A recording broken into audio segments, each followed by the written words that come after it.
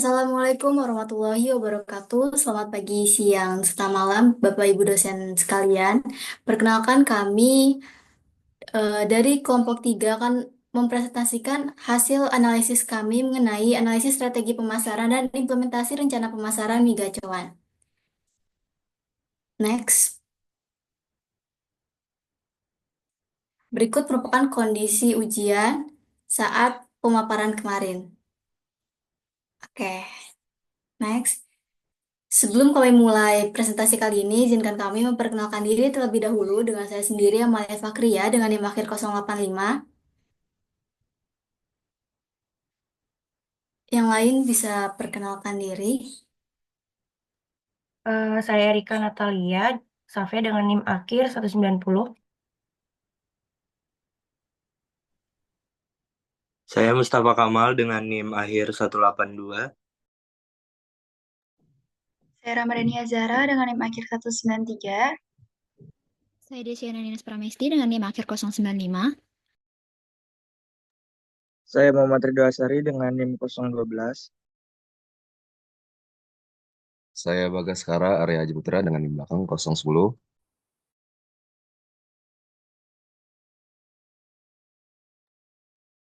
Oke, berikut merupakan pembahasan yang akan kita bahas nantinya, mulai dari pendahuluan yang berisi latar belakang, rumusan, tujuan, dan juga manfaat, dan pembahasan yang berisi profil perusahaan, analisis SWOT, PET, STP, perilaku konsumen, analisis marketing mix, dan rencana pemasaran alternatif, dan juga penutup yang berisi kesimpulan dan rekomendasi.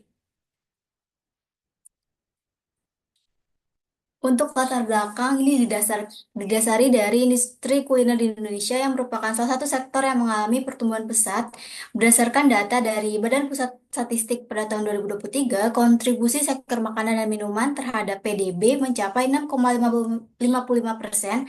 Selain itu, didukung oleh survei dari Populik, sebuah perusahaan riset berbasis digital, menunjukkan bahwa 63% konsumen di Indonesia cenderung memilih makanan cepat saji karena alasan praktis dan harga yang terjangkau. Fenomena ini memberikan peluang besar bagi pelaku industri kuliner untuk bersaing dan berinovasi dalam memenuhi kebutuhan konsumen. Nah, di tengah dinamika ini, Gacuan ini di bawah naungan PT Pesta Pora Abadi telah menjadi salah satu merek lokal yang berhasil memanfaatkan peluang tersebut. Next. Untuk rumusan masalah yang akan kita bahas yaitu pertama, bagaimana strategi pemasaran yang diterapkan oleh Mega Cuan untuk menarik minat konsumen, apa saja tantangan utama yang dihadapi dalam mempertahankan posisi di pasar, serta bagaimana rencana pemasaran yang dapat diimplementasikan untuk meningkatkan daya saing Mega Cuan. Dan untuk tujuan penelitian sendiri, yang pertama ada menganalisis strategi pemasaran Mega Cuan yang telah diterapkan, mengidentifikasi kendala dan tantangan dalam pemasaran produk, juga menyusun rekomendasi rencana pemasaran yang dapat meningkatkan daya saing dan efisiensi bisnis Mega Cuan. Untuk manfaat penelitian yang pertama, penelitian ini diharapkan menjadi sumber literatur tambahan untuk memahami strategi pemasaran di industri kuliner, juga memberikan gambaran konkret terkait penerapan strategi pemasaran dan langkah-langkah implementasi yang efektif untuk meningkatkan kinerja bisnis, serta menawarkan rekomendasi strategis yang mendukung keberlanjutan bisnis, ekspansi pasar, dan inovasi produk guna menghadapi persaingan yang semakin kompetitif. Next.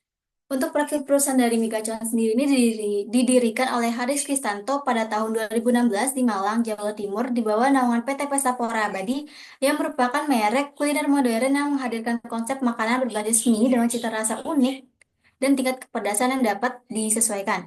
Nama Gacuan sendiri berarti jagoan dalam bahasa Jawa, mencerminkan semangat merek untuk menjadi pilihan utama masyarakat Indonesia dengan desain restoran modern, suasana yang nyaman, dan harga yang terjangkau.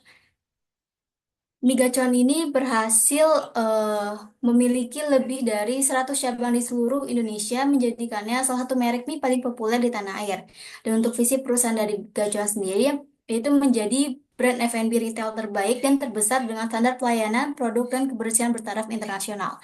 Untuk misinya sendiri, itu pertama menyediakan makanan berkualitas dengan harga yang terjangkau untuk semua lapisan masyarakat, memberikan pelayanan terbaik kepada pelanggan dengan menciptakan suasana makanan yang nyaman, menghadirkan inovasi menu yang sesuai dengan selera pasar, juga berkontribusi pada pengembangan ekonomi lokal melalui penciptaan lapangan kerja dan kemitraan dengan UMKM lokal.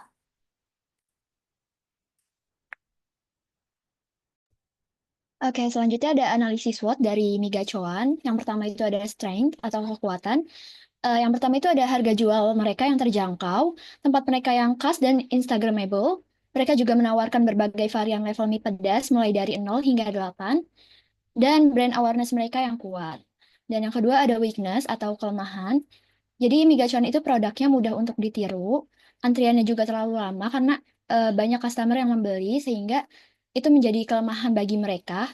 Yang ketiga itu ada ketergantungan pada segmen pasar tertentu, yaitu anak muda dan pecinta makanan pedas, serta keterbatasan dalam diversifikasi produk. Dan yang ketiga ada threats atau ancaman, yaitu yang pertama persaingan yang ketat dalam industri serupa, kenaikan harga bahan baku, serta perubahan preferensi konsumen. Dan yang terakhir ada opportunities atau peluang. Jadi mie gacuan ini berpeluang untuk membuka cabang baru karena popularitasnya yang tinggi, penggunaan aplikasi mobile untuk pemesanan dan pembayaran. Mie gacuan ini juga dapat menguasai pasar yang besar di Indonesia, serta mereka dapat melakukan promosi secara offline maupun online. Dan selanjutnya ada analisis PETS. Yang pertama itu dari aspek politik.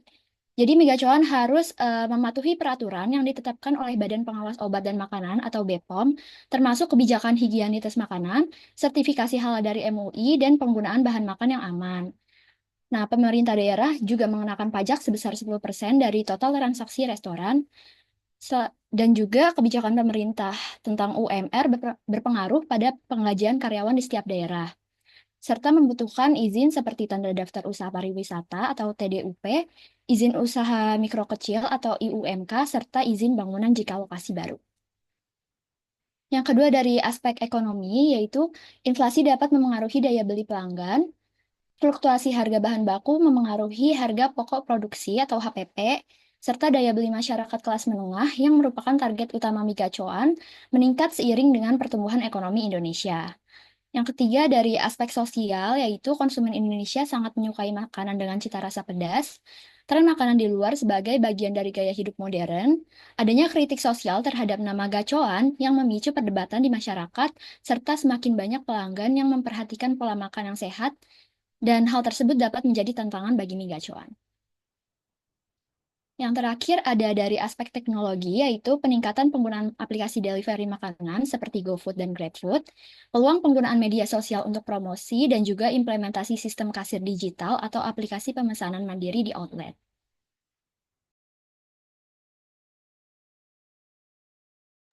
Kemudian ada analisis STP dari mie gacuan sendiri. Yang pertama adalah segmentasi dengan poin pertama demografi, anak muda 15-35 tahun, pelajar, mahasiswa, pekerja muda menyukai makanan terjangkau. Poin kedua psikografi, pecinta makanan unik, pedas, dan tren kuliner viral. Dan poin terakhir adalah geografis, fokus di kota besar dengan populasi tinggi.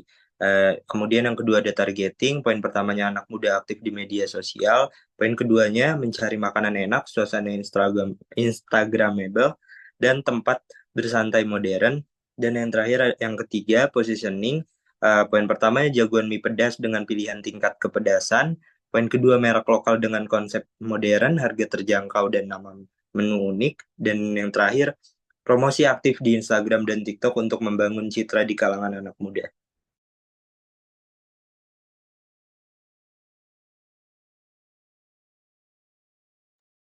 Selanjutnya ada analisis perilaku konsumen. Yang pertama ada demografi konsumen.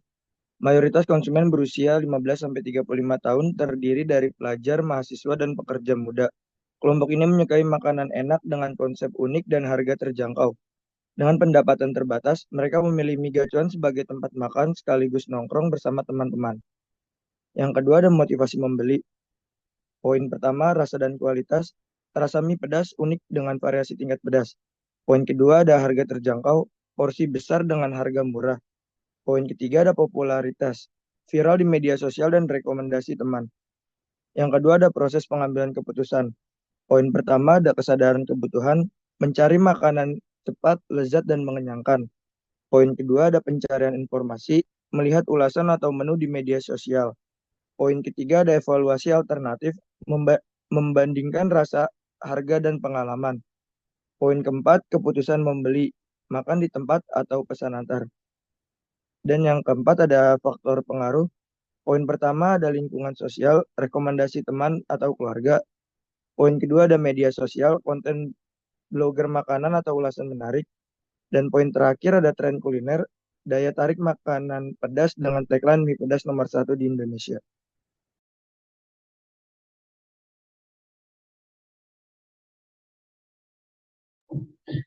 Next ada marketing mix dari Migacuan. Yang pertama ada produk. Produk Migacuan itu menawarkan variasi produk dengan cita rasa pedas termasuk mie sweet, mie gacuan, dan mie home pimpa. Nah, nama-nama menu yang unik ini dapat membantu perusahaan dalam membangun kesan khas yang mudah diingat dan memberikan identitas yang kuat pada merek.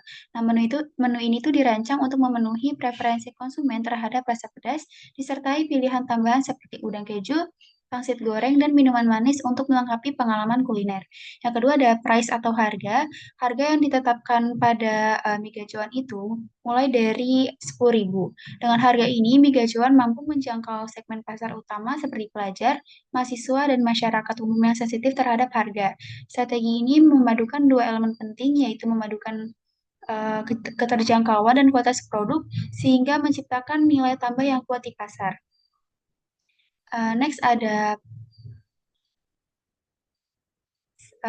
place atau tempat, yang mana dalam pemilihan tempat Migacon itu memilih lokasi strategis untuk outletnya seperti dekat kampus, perkantoran, dan pusat perbelanjaan untuk memastikan aksesibilitas dan tingkat kunjungan tinggi. Nah, desainnya itu juga dibuat dengan menarik dan fasilitas tambahan seperti wifi, colokan listrik, serta meja luas yang mana menciptakan suasana nyaman untuk berkumpul. Nah, hal itu menjadikan Migacon lebih dari sekadar tempat makan, melainkan tempat untuk bersosialisasi atau bekerja dengan santai. Lalu ada promotion atau promosi, yang mana strategi promosi Migacon itu meliputi penggunaan media sosial seperti Instagram dan TikTok untuk konten kreatif, seperti konten tantangan pedas. Lalu yang kedua itu ada penawaran diskon dan promosi beli satu gratis satu untuk menarik pelanggan dan juga antrian panjang di outlet yang menciptakan efek FOMO atau fear of missing out.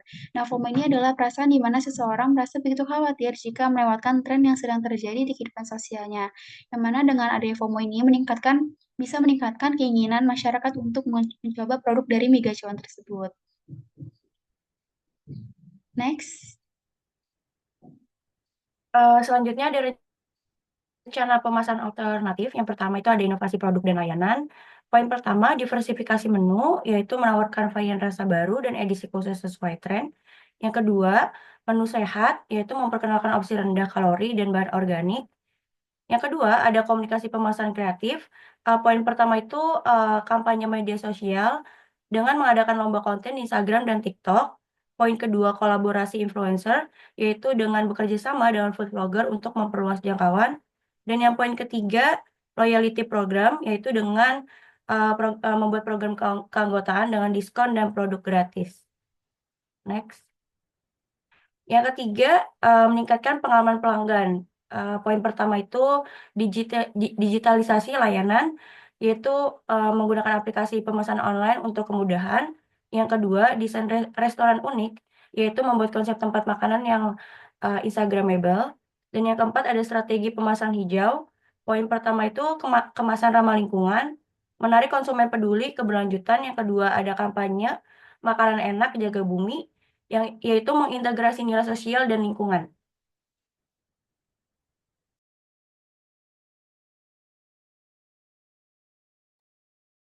Oke, yang terakhir di sini ada kesimpulan.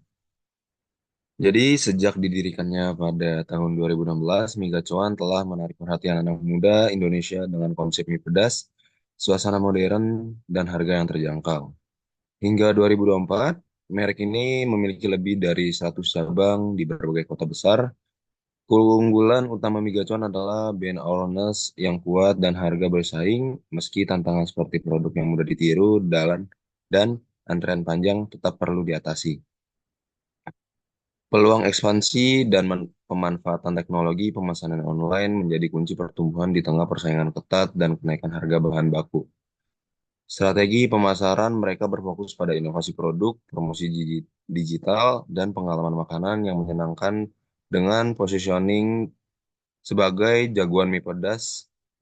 Rekomendasi utama meliputi inovasi konsisten, kolaborasi dengan influencer, peningkatan layanan restoran, dan penguatan pemasaran digital. Selanjutnya ada rekomendasi untuk mendukung pertumbuhan.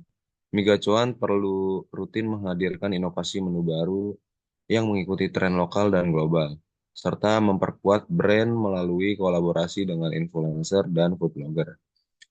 Optimalisasi layanan seperti sistem antrian, aplikasi mobile, dan pemasaran digital kreatif di media sosial dapat meningkatkan pengalaman pelanggan dan menjangkau audiens lebih luas.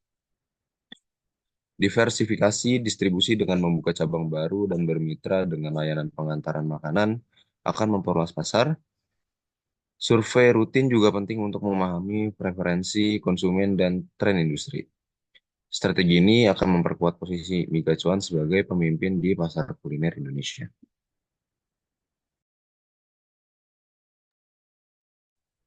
Sekian presentasi dari kami, kurang lebih mohon maaf. Wassalamualaikum warahmatullahi wabarakatuh.